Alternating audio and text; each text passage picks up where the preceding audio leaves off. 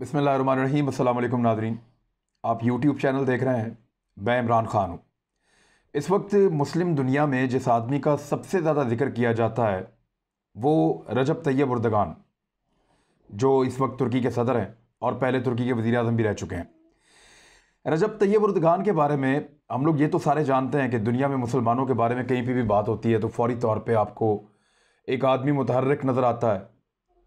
वो मदद कर सके प्रैक्टिकली तो प्रैक्टिकली करता है, वो बात कर सके तो बात ज़रूर करता है, वो मौक़िफ़ ज़रूर मुसलमानों के साथ खड़ा रखता है और अपना वोट हमेशा मुसलमानों के हक़ के लिए इस्तेमाल करता है। तो इसलिए मुसलमानों के अंदर उसकी मकबूलियत काफ़ी ज़्यादा है रजब तैयब उर्दगान की, और ये लगातार बढ़ी है, एकदम ऐसा नहीं हुआ। ये आदमी ऐसा क्यों है, ये किस वजह से ऐसा बन गया और ये क्या करना चाहता है, इसको समझने के लिए बहुत ज़रूरी है कि आप इस आदमी के बैकग्राउंड में जाएं। आपको पता हो ये कौन है, कहाँ से आया, इसकी तरबियत कैसे हुई, किन हालात में ये बड़ा हुआ और किस किस्म के नज़रियात का ये हामी है। तो तब आप समझ पाएंगे कि रजब तैयब उर्दगान इस वक्त मुसलमान दुनिया के अंदर इतने मकबूल क्यों हुए।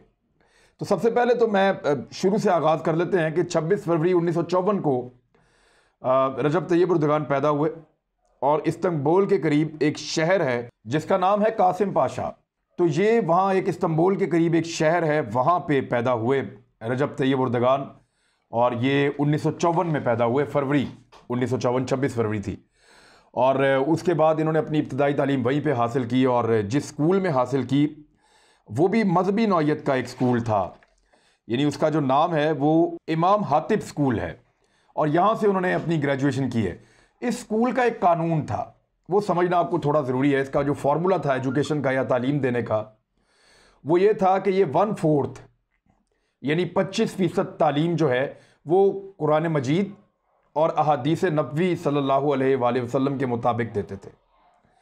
तो ये जो इमाम हातिब स्कूल था जहाँ पे तालीम हासिल की रजब तैयब उर्दगान ने अपने बचपन में एक मदरसे में, फिर वहाँ पे तालीम हासिल की, और ये जो तालीम है इसका 25% हिस्सा कुरान मजीद पे, अरबी पे और अहादीस नबवी पे और नबी अकरम सल्लल्लाहु अलैहि वसल्लम की सीरत पे मबनी था।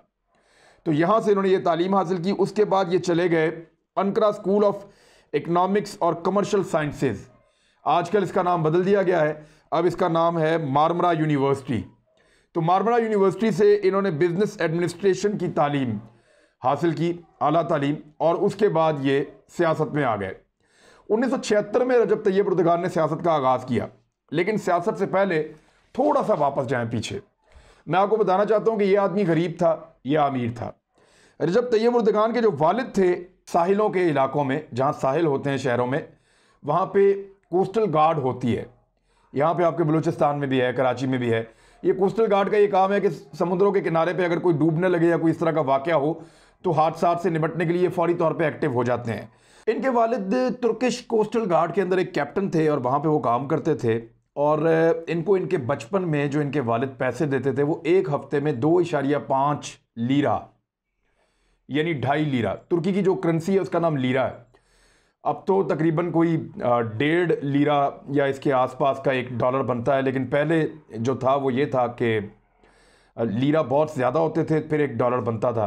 तो 2.5 लीरा इनके वालिद इनको दिया करते थे इनके बचपन में, और उस दौर में ये $1 से भी कम बनता था।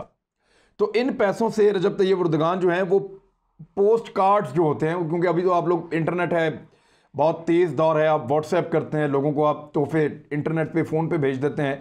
पहले जो है वो पोस्ट कार्ड्स हुआ करते थे, तो ये वो ख़रीद लेते थे, उनको बेचते थे। फिर उसके अलावा जिन इलाकों में ट्रैफिक जैम होती थी या ट्रैफिक रुकती थी, उन एरियाज़ में गर्मी में जाके ये नींबू पानी बेचा करते थे या पानी की बोतलें बेचा करते थे लोगों को। तो इससे रजब तैयब उर्दगान पैसे कमाते थे। और इसके अलावा इन्होंने एक काम और किया कि ये एक लंबा गाउन पहन के 3 पहियों वाली एक साइकिल टाइप एक सवारी हुआ करती थी, रेडी टाइप, उसके ऊपर ये एक तिलों वाला ख़ास किस्म का, यहाँ पाकिस्तान में तो नहीं होता लेकिन जो लोग तुर्की में जाते हैं या वहाँ जानते हैं, वहाँ पे तुर्की में एक रिंग होता है, तिलों से बना हुआ एक रोटी टाइप की एक चीज़ होती है, जैसे पाकिस्तान में बाकर खानी है या कोई और इस तरह की चीज़ है, तो वो तुर्की की एक स्पेशल चीज़ है, वो भी ये बेचते रहे सड़कों पे रजब तैयब उर्दगान। उसके बाद ये कासिम पाशा शहर का एक लोकल फुटबॉल क्लब था, और वहाँ पे ये फुटबॉल खेलना इन्होंने शुरू किया और बड़े अच्छे फुटबॉलर थे, बल्कि वो चाहते थे कि इनको किसी बेहतर क्लब में भेजा जाए, लेकिन इनके वालिद ने इनको मना किया। वो नहीं चाहते थे कि उनका बेटा ज़्यादा इस गेम की तरफ जाए, क्योंकि इतना एक्सपोजर नहीं था उस वक्त और इसका इतना फ़ायदा नहीं था। तो तैयब उर्दगान वहाँ पे एक सेमी लेवल के प्लेयर रहे। तो रजब तैयब उर्दगान जो है उस दौर में एक सेमी प्रोफेशनल फुटबॉलर भी रहे, और जिस शहर में ये फुटबॉल खेलते थे वहाँ के स्टेडियम का नाम अब रजब तैयब उर्दगान के नाम के ऊपर है। इनको सूफीज़म से बड़ा लगाव था, और नक्शबंदिया एक जो फ़िरका है उसको ये उसके मानने वाले हैं, उसके बहुत करीब रहे हैं, उसकी तालीबात पे अमल करते रहे हैं। तो सूफीज़म से इनका बहुत लगाव था। और तुर्की को जो लोग जानते हैं और जो लोग पढ़ चुके हैं तुर्की के बारे में या खिलाफत उस्मानिया के बारे में, तो खिलाफत उस्मानिया पे आजकल एक ड्रामा भी चल रहा है। अर्तुगरुल गाजी का जो ड्रामा है उसमें भी एक किरदार है इब्नुल अरबी, और उससे साबित होता है कि उस्मानिया खिलाफत के साथ जो है वो तसव्वुफ़ का एक गहरा रंग था, सूफीज़म की एक छाप थी उनके ऊपर, और वही आपको तैयब उर्दगान में नज़र भी आती है।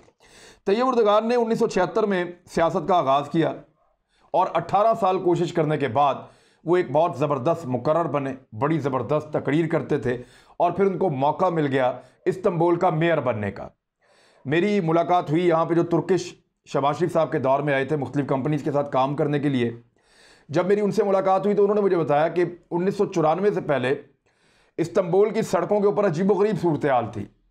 वहाँ ट्रैफिक जैम रहा करता था घंटों, वहाँ पे लॉ एंड ऑर्डर की सिचुएशन अच्छी नहीं थी, और इस्तांबुल ने, इवन इस शहर ने बहुत ज़्यादा कर्जा उठा रखा था।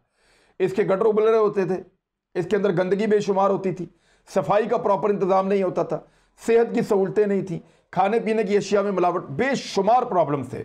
और वो ये कहते हैं 4 साल के लिए एक शहर को एक मेयर मिला, रजब तैयब उर्दगान, और उस शख्स ने इस शहर की किस्मत बदल के रख दी। 4 साल के अंदर ये शहर बिल्कुल बदल गया। 1998 में शहर ऐसा हो चुका था कि इसके अंदर सफाई के बेहतरीन इंतजाम थे, बल्कि दुनिया के बेहतरीन शहरों के अंदर इसको शामिल किया जा रहा था, और यह कहा जा रहा था कि ये यूरोप के बेहतरीन शहरों के स्टैंडर्ड के ऊपर एक शहर आकर खड़ा हो गया है। तो तैयब उर्दगान की ये बड़ी मेहनत थी, बड़ी लगन थी, जिसके साथ उन्होंने इस शहर को बेहतर किया। तो फिर लोगों को लगा कि अगर एक शख्स एक शहर को ऐसा कर सकता है तो फिर मुल्क को कैसा कर सकता है। तुर्की के अंदर जो है वो करप्शन आम थी, हालात बहुत ख़राब थे, लॉ एंड ऑर्डर था नहीं, जो पॉलिटिकल एलीट थी उनको पूछने वाला कोई नहीं था, ताकतवर के सामने कानून जो है वो सर नीचे कर लेता था, जिसकी लाठी उसकी भैंस वाला मामला था। और तुर्की की सबसे बड़ी ख्वाहिश ये थी, एक सेकुलर मुल्क होने की वजह से, कि हम किसी तरह यूरोपीय यूनियन का हिस्सा बन जाए, और इसके लिए वो किसी भी लेवल पे जाने के लिए तैयार थे। अपना माजी, अपनी इकदार वो भुला चुके थे। उस वक्त रजब तैयब उर्दगान ने 3 मुख्तलिफ पॉलिटिकल पार्टीज में वो अपनी ज़िंदगी में रहे हैं। सबसे पहले वो 1981 से पहले तक वो रहे नेशनल सैल्वेशन पार्टी में, और उसके बाद 1983 से 1998 तक वो रहे वेलफेयर पार्टी में।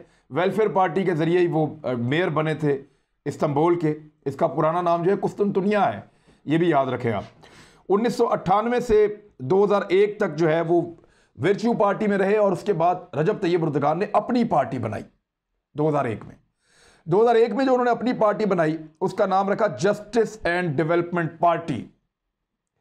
रजब तैयब उर्दगान पहले एक दफ़ा गिरफ्तार भी हो चुके हैं, और गिरफ्तार वो इसलिए हुए कि उन्होंने एक नज़म पढ़ी थी एक शायर की, और वो नज़म जो है वो उसको कंट्रोवर्शियल करार दिया गया, और रजब तैयब उर्दगान को जो है वो गिरफ्तार कर लिया गया। वजूहात खाली वो नज़म पढ़ना नहीं थी, वजूहात वो चीज़ें थी जिस पे रजब तैयब उर्दगान चल रहे थे। ये जिस जगह जाते थे लोगों को अपना मद्दाह बना लेते थे। इनकी मौजूदगी में तेज़ी से इस्लाम आगे की तरफ बढ़ रहा था। ख़वातीन जो हैं वो इनकी वाइफ को देख के स्काफ करना शुरू हो गई थी, और रिलीजन से ताल्लुक़ रखने वाले इस्लाम पसंद लोग जो है वो इनके साथ जुड़ते चले जा रहे थे। तो इस वजह से इनको सेकुलर तुर्की में इनके लिए जगह नहीं बन रही थी, इनको रोकने की कोशिश की गई, इनको गिरफ्तार भी किया गया। उस बीच में रजब तैयब उर्दगान ने फैसला किया कि क्यों ना मैं एक ऐसी पॉलिटिकल पार्टी बनाऊं जिसके ऊपर इस्लाम के बजाय डेवलपमेंट और वेलफेयर की एक छाप हो, ताकि मेरा रास्ता ना रोका जाए। उनके अंदर एक बहुत बड़ा मुसलमान बैठा था जो उनको बार बार आगे बढ़ने के लिए कहता था, जो बार बार उनको उनका माजी याद दिलाता था, जो बार बार खिलाफत उस्मानिया और खुलफाए राशिदीन का दौर याद दिलाता था। लेकिन उन्होंने एक पार्टी बनाई जस्टिस एंड डेवलपमेंट पार्टी, कि यहाँ पे इंसाफ और तरक्की के नाम पे एक पार्टी मैं बना रहा हूँ। और एक साल के अंदर ये तैयब उर्दगान की मकबूलियत थी कि एक साल के अंदर जो इलेक्शन हुआ 2002 में, वो इनकी पार्टी जीत गई। रजब तैयब उर्दगान जो है वो पहले प्राइम मिनिस्टर बने और 2014 तक तुर्की के प्राइम मिनिस्टर रहे। 2014 में वो सदर बने, 2018 में दोबारा सदर बने। यानी रजब तैयब उर्दगान 2002 से लेकर अब तक लगातार इक्तदार में चले आ रहे हैं, कोई इनको हरा नहीं पा रहा। इस बीच में इनके खिलाफ बहुत सारी साजिशें की गई, दरख्तों की कटाई के मामले को लेकर।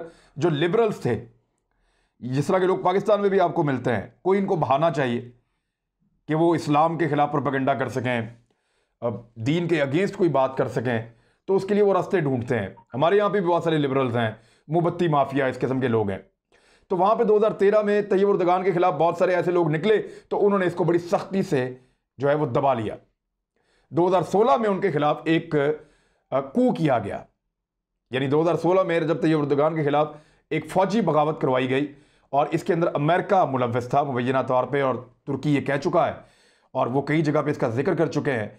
उस बगावत को लोगों ने कुचल दिया, लोग टैंकों के आगे लेट गए, लोगों ने मुकाबला किया और रजब तैयब उर्दगान जो एक छोटे से घर से उठ के आया था, वो लोगों के दिल की ऐसी आवाज बना कि लोग उसके लिए टैंकों के आगे लेट गए, फौज के साथ भिड़ गए और उसको बचा के वापस ऐवान सदर में लाके बैठा दिया।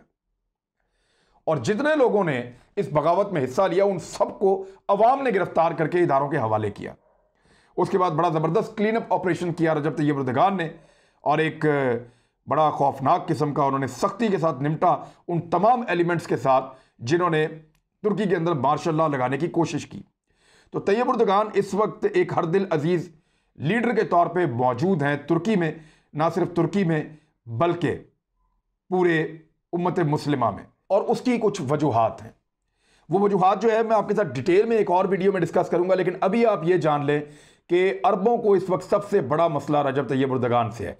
बैनुल अक़वामी सतह पे उन्होंने बहुत सारे ऐसे काम किए हैं जिन कामों की वजह से वो उम्मत मुस्लिमा में उभर के ना सिर्फ सामने आए हैं बल्कि इस दौड़ में, लीडरशिप की दौड़ में सबसे आगे बढ़ते चले जा रहे हैं।